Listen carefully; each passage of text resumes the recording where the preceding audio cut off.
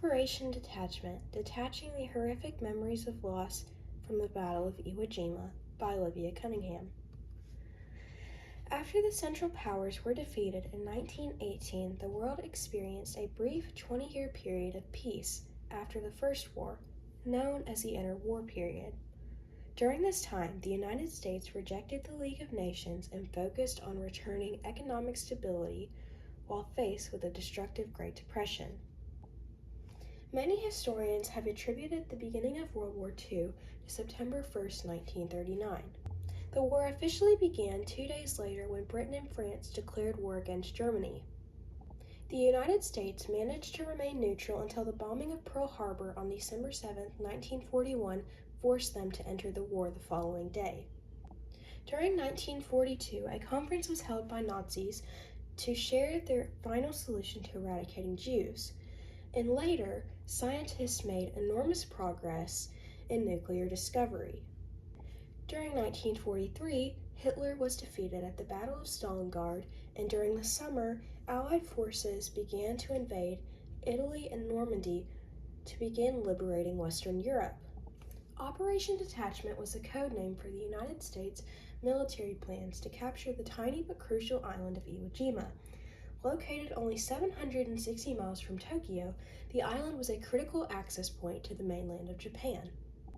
The United States had three main goals in capturing the island, which were curbing early reporting of airstrikes to Japan, ending Japanese air raids, and ultimately allowing the United States to be able to control the airfield. At this point in the war, the Japanese had lost many of their warplanes, and before launching the assault on land, the Americans rained bombs and unrelenting gunfire on the island in an attempt to disable their enemy. February 19, 1945, also known as D-Day, is the day that the United States began their invasion of the island.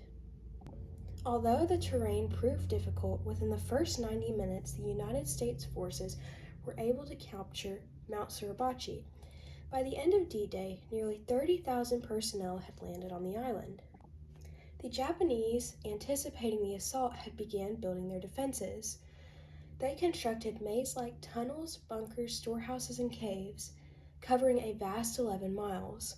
Upon observing the American troops struggling to gain their footing on the difficult terrain, the Japanese proved themselves as a vicious and unrelenting enemy by raining bullets on the unaware Americans. Many Americans had underestimated the Japanese and assumed the battle would only last a few days, never dreaming it could drag on for 5 horrific weeks.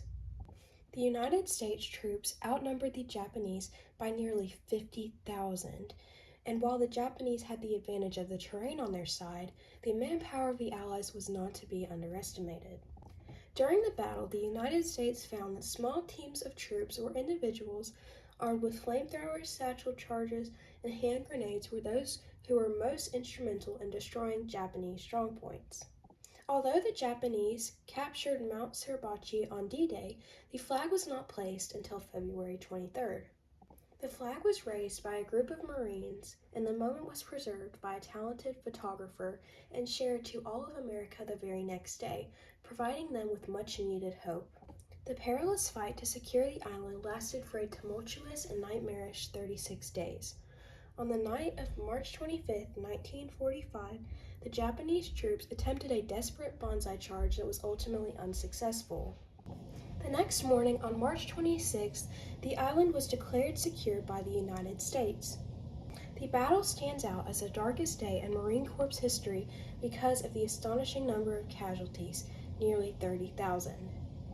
President Trump stated that 27 Marines and sailors received medals of honor for their valor during Iwo Jima. No other single battle in our nation's history bears that distinction, and a famous quote claims, "Among Americans who served on Iwo Jima, uncommon valor was a common virtue." Although the battle was said to have been the bloodiest in Marine Corps history, the valor those men displayed allowed for Iwo Jima to be remembered instead as a turning point in World War II. I, like thousands of Americans, have a relative who bravely fought for our freedom at the Battle of Iwo Jima, my great-great-grandfather, Howard Lester Ferris. He received a Purple Heart during the battle, and I am immensely proud to be able to be a descendant of such a strong, courageous, and godly man. I am overwhelmed with a feeling of gratitude for not only him, but the millions of other Americans who have ever fought for my freedom. Thank you.